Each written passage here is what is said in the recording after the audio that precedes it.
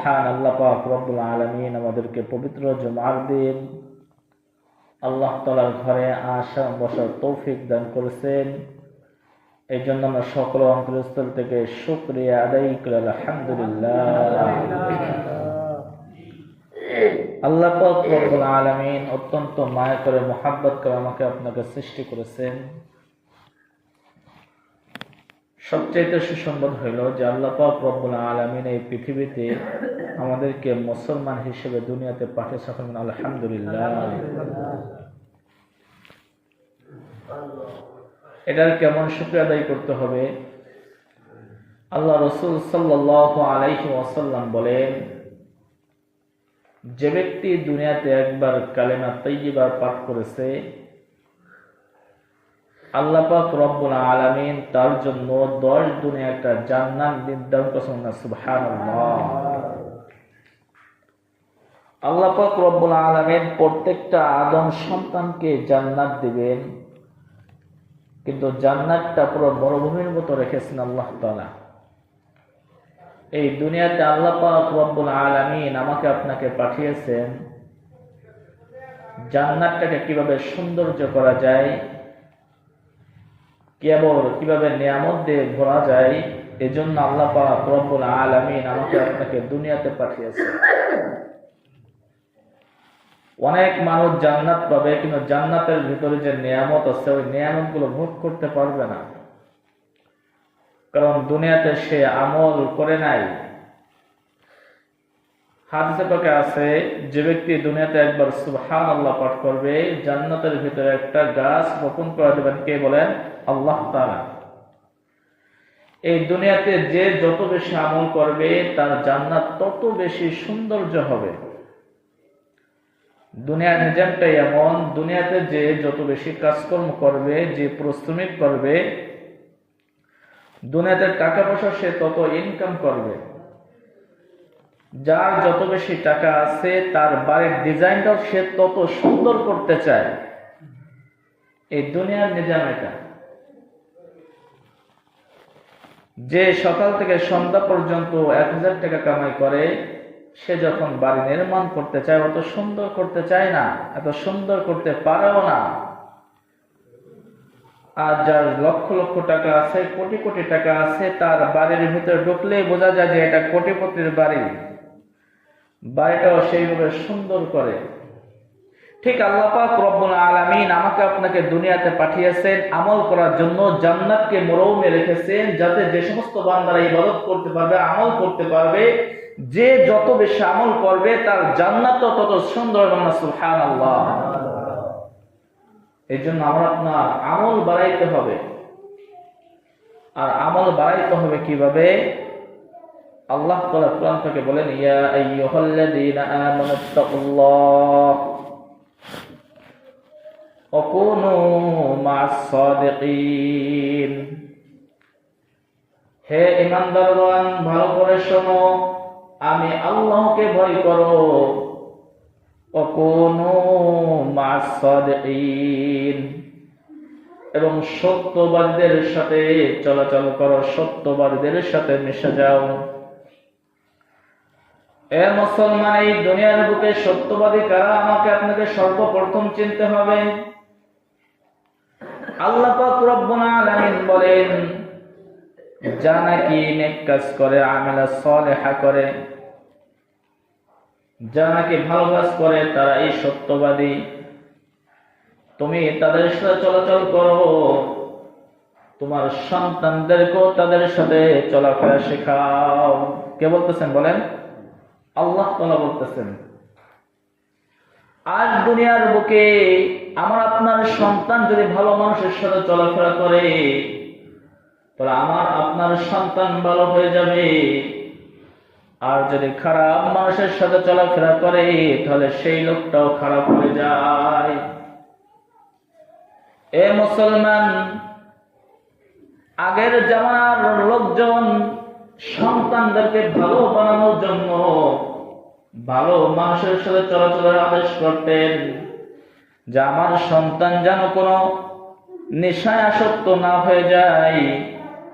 যে ব্যক্তি নেশা করে তার সাথে চলাচল করিল না, যেই ছেলেটা অনেক ভালো, নামাজ কালাম পড়ে, কোরআন তেলাওয়াত করে, প্রত্যেক পিতামাতার আকাঙ্ক্ষা আশা থাকতো আমার সন্তানটা যেন তার সাথে মেলামেশা করে। এই নিয়মটা কিন্তু নতুন না। হুজুর পাক সাল্লাল্লাহু আলাইহি ওয়াসাল্লামের চাচা আব্দুল্লাহ ইবনে আব্বাস, সকলেই নাম শুনেছেন। আব্দুল্লাহ ইবনে আব্বাস, হুজুরের চাচা আব্বাস রাদিয়াল্লাহু তাআলা আনহু তার সন্তানকে বলতো, আমার সন্তান, আমি যেমন নাকি রাসূলের খেদমত করেছি, তুমিও রাসূলের খেদমত করবে। আমি যেভাবে খেদমত করেছি আমারটা দেখে তুমি ওইভাবে খেদমত করবে। এ মুসলমান, চাচা আব্বাস রাদিয়াল্লাহু তাআলা আনহু হুজুরের খেদমত করতেন। চাচা আব্বাস বাচ্চাকালে হুজুরের শরীরে কেউ হাত দেওয়ার সাহস পায় নাই, হুজুরের বিরুদ্ধে কেউ কথা বলার সাহস পায় নাই। সেই চাচা আব্বাস তার সন্তানকে বলতেছে, আমি যেভাবে খেদমত করতেছি তুমিও রাসূলের খেদমত এইভাবেই করবা। ইতিহাস ঘাটলে দেখা যায় যে আব্দুল্লাহ ইবনে আব্বাস রাসূলের খেদমত এমন ভাবে করছেন, বর্তমান যুগে যারা তাফসীর করতে যায় আব্দুল্লাহ ইবনে আব্বাসকে রাইসুল মুফাসসিরিন বলা হয়।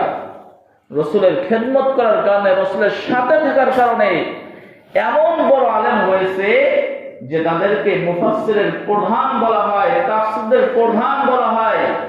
আব্দুল্লাহ ইবনে আব্বাস, সুবহানাল্লাহ। একে এমনি এমনি হয়েছে?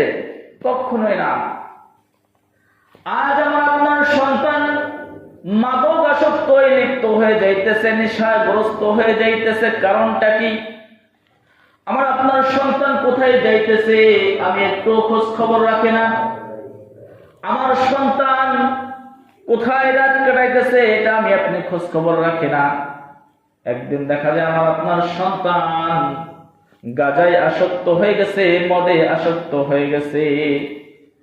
এই সমস্ত সন্তান যদি আপনি দুনিয়াতে রেখে যান আর আপনি যদি মারা যান, আপনি কবরে চলে যাবেন, ঠিক আছে, কিন্তু আপনার সন্তান যে দুনিয়ায় যত প্রকার খারাপি করবে সমস্ত খারাপের ভাগ আপনার কবরে অটোমেটিক যাইতে দেব না। নাউজুবিল্লাহ। তাহলে সন্তানকে কি করতে হবে?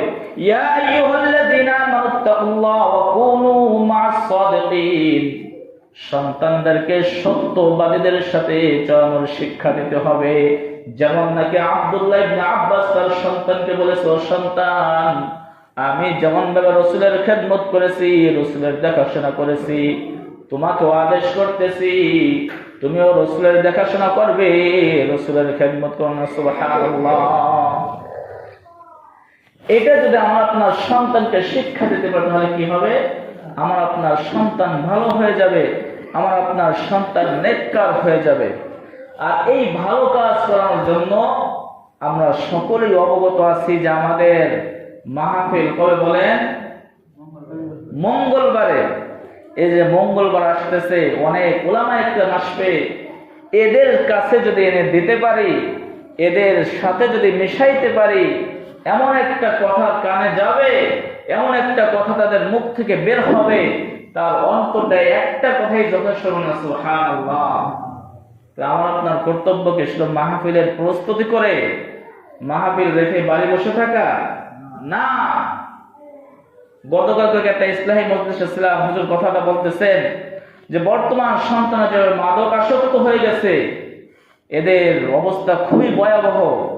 বাড়িঘর সমস্ত কিছু বিক্রি করা লাগবে, জিন্দেগি তো উন্নত হইতে পারবে না। আর যুবকদের চেহারার দিকে তাকাইলে মনে হয় না যে এরা যুবক, এরা বুড়োদের থেকে অদম হয়ে গেছে। বুড়োদের শরীরে যে শক্তি আছে যুবকদের শরীরে সেই শক্তি নাই। তারা গাঁজায় আসক্ত হয়ে গেছে, মদে আসক্ত হয়ে গেছে। আমাদের মাহফিল দেওয়ার উদ্দেশ্য হলো যাতে যুবক ভাইদেরকে, যারা নেশাগ্রস্ত আছে, যারা এই বেনামাজি আছে, তাদের সকলকে মাহফিলের ময়দানে আনতে হবে। হুজুরদের মুখে এমন এমন কথা বের হয়ে যাবে, একটা কথাই তার জীবন ঘুরাই দিতে পারে। এ মুসলমান, হুজুর কালকে কথাটা বলতেছেন যে এক যুবক সারা জীবন মদ পান করছে, মদের বার আছে না, ওখানে মদ পান করে সর্বদা। আর পাশে একটা মাহফিল হইতেছে, মাহফিল হওয়াতে যে যুবকটা মদ পান করত, সে ফোনে কথা বলতে বলতে ওই মদের বার থেকে একটু বের হয়ে এসেছে। বের হয়ে এসে দেখে যে মাহফিল হইতেছে, তার কানে একটা আওয়াজ এসেছে। হুজুর বয়ান করতেছেন যে রাসূল করিম সাল্লাল্লাহু আলাইহি ওয়াসাল্লাম ঘোষণা করেছেন, 3 শ্রেণীর ব্যক্তি আছে যাদের সাথে কাল কিয়ামতের ময়দানে আল্লাহ তাআলা কথা বলবেন না। তার ভিতরে 1 নম্বর ব্যক্তি হইল যারা দুনিয়ায় নেশাগ্রস্ত হয়ে চলাফেরা করে, কাল কিয়ামতের ময়দানে আল্লাহ পাক রব্বুল আলামিন তাদের সাথে কথা বলবেন না। এই যে কথাটা গেছে, তার কানে গিয়েছে, মদের বার থেকে যে বের হয়ে এসেছে, এই কথাটা তার কানে গেছে যে আল্লাহ তাআলা আমাকে সৃষ্টি করেছেন, আদম জাতি হিসেবে সৃষ্টি করেছেন, দুনিয়ার শ্রেষ্ঠত্ব নবী আমাকে দিয়েছে, আর আমি নাকি মদ পান করতেছি, আর কাল কিয়ামতের ময়দানে আল্লাহ তাআলা আমার সাথে কথা বলবে না। যা, আজ থেকে আমি মদ পান করব না, মদ ছেড়ে দিলাম। এই কথা বলে যুবক ভালো হয়ে গেছে, চিরকালের জন্য আল্লাহর ওলি হয়ে এসে দুনিয়া থেকে বের হলো না। সুবহানাল্লাহ। এজন্য আমার আপনার উচিত, আমাদের মাহফিল দেওয়ার উদ্দেশ্য হলো সন্তানদেরকে মাহফিলের ময়দানে আনা, বেনামাজিদেরকে মাহফিলের ময়দানে আনা। আমি আপনি এই দায়িত্বটা যদি করি, তাহলে কি হবে, তার কানে একটা কথার আওয়াজ যাইতে পারে, ও বাবা নামাজ ছাড়া যাবে না। সে যদি নামাজে হয়ে যায়, তাহলে দুনিয়া তো সফল কাম, পরকালেও কি বলেন সফল কাম। তাহলে আমাদের কি করতে হবে বলেন, আত্মীয় স্বজন যার যেখানে আছে সকলকে দাওয়াত দিতে হবে যে হলুদবাড়ি গ্রামে আপনার মাহফিলের আয়োজন করা হয়েছে। বিশেষ করে যুবক যারা আছে তাদেরও দাওয়াতের কাজ চলতে হবে যে আমার এক যুবক ভাই নামাজ পড়ে না, তাকে মাহফিলের ময়দানে আনতে হবে। এই দাওয়াতে যদি একটা লোক যদি নামাজি হয়ে যায়, তাহলে দুনিয়া তো সফল কাম, পরকালেও কি সফল কাম। এই দাওয়াতের কাজ করবো তো ইনশাআল্লাহ। আল্লাহ আমাদের সকলকে করার তৌফিক দান করুক। আর একটা বিষয় হলো, মাহফিল আগামী মঙ্গলবার অনেকেই বাইরের থেকে উপস্থিত হবে না। এখন বাইরের দেশে দেখে যে একটা মানুষের মাহফিলের ময়দানে নাই, মাহফিল শুরু হয়ে গেছে, লোকজন নাই, তাহলে কি বাইরের লোকজন কি বসবে? বাইরের লোকজন বসবে না। আগে আমরা যে 100টা ঘর আছে, 100টা পরিবার আছে, এই 100টা পরিবার থেকে যদি 100 জন মানুষ যদি বসে, তাহলে ময়দান ভরে যাবে না ইনশাআল্লাহ। তা বসার চেষ্টা করবো তো ইনশাআল্লাহ। আর যারা বাইরের থেকে আসবে তাদেরকে যত্ন সহকারে আমরা মাহফিলের ময়দানে বসাবো, যে ভাই দিনের আলোচনা হইতেছে, সুন্দর আলোচনা হইতেছে, পরকালের আলোচনা হইতেছে, আপনি বসে যান, আপনি বসে গেলে অনেক ফায়দা হবে। এইভাবে তার হাতে বোলায়ে তাকে যদি ময়দানে বসাইতে পারি, তাহলে নেকি হবে না ইনশাআল্লাহ। আর যদি বলি যে পাওয়ার পেয়েছি, আমাদের গ্রামে আসলে মাহফিল, এই ওখানে মাহফিল হইতেছে, তুই এখন ওখানে বসিস নাই, যা ওখানে যে বল, তাহলে কথাটা কেমন হয়ে গেল না? আল্লাহ রাসূল সর্বদা মিষ্টি ভাষায় কথা বলেছেন, আস্তে করে ভাই আপনি বসেন, ওখানে দিনে আলোচনা হইতেছে। এবার চেষ্টা করবো তো ইনশাআল্লাহ। আল্লাহ তাআলা সকলকে যে কথাগুলো বললাম আমল করার তৌফিক দান করুন। আর আমরা সকলে তো জানি যে আমরা কোথাও কালেকশন করি না মাহফিলের জন্য, শুধু এই গ্রাম থেকে যে টাকাটা ওঠে ওই টাকাটায়, আর চুঙ্গির মধ্যে বাজারটা আছে ওইটা কালেকশন করি। তাতে এখানে অনেক সময় দেখি যে লোকজন অনেকে আসে, টাকা একটু বেশি পায়, লজ্জা পরে কিন্তু টাকা দিয়ে দেয়। তা আমরা যাই কি 2-3 জন যাই, 2 কোণায় দাঁড়াই, এতে আপনার টাকা দিতে চায় না। এটা তো দিনের কাজের জন্য টাকা চাইতেছি, নিজের পেটের জন্য তো টাকা চাইতেছি, তাহলে লজ্জা কিসের জন্য টাকা চাইতেছি বলেন? দিনের জন্য। তাহলে সকলে যাবো তো ইনশাআল্লাহ। বললে মনে হয় যে সোমবার দিন সকালে কে কে আমরা বাজারে উপস্থিত থাকবো ইনশাআল্লাহ। এই চুঙ্গি বাজার আপনি তো প্রতি বছরই করেন, হাত উঠান। হ্যাঁ, চুঙ্গি বাজারে টাকা কালেকশন হবে আর কি, দোকান টাকা কালেকশন। হ্যাঁ, সোমবার দিন সকালে। বিশেষ করে নাম বলে দেন, লাভান্তে থাকলো মিতা কাকা, এই যে আনন্দ কাকা, মানিক জামাই, ছবি কাকা, তারপরে মুরাদ কাকা আছে,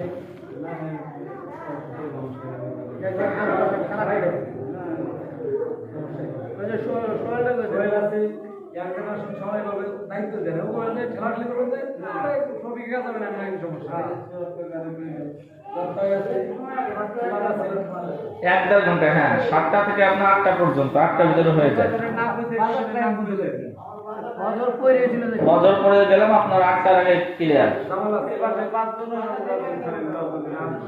বাজার কালেকশন করব দোকান কালেকশন সন্ধ্যায় সোমবার দিন সন্ধ্যায় সন্ধ্যায় দুই পাশে দাঁড়াই এক পাশে দাঁড়াই দুই পাশে আপনার 1-1.5 ঘন্টার ভিতর কাজ ক্লিয়ার। সকলে যাওয়ার চেষ্টা করবো ইনশাআল্লাহ।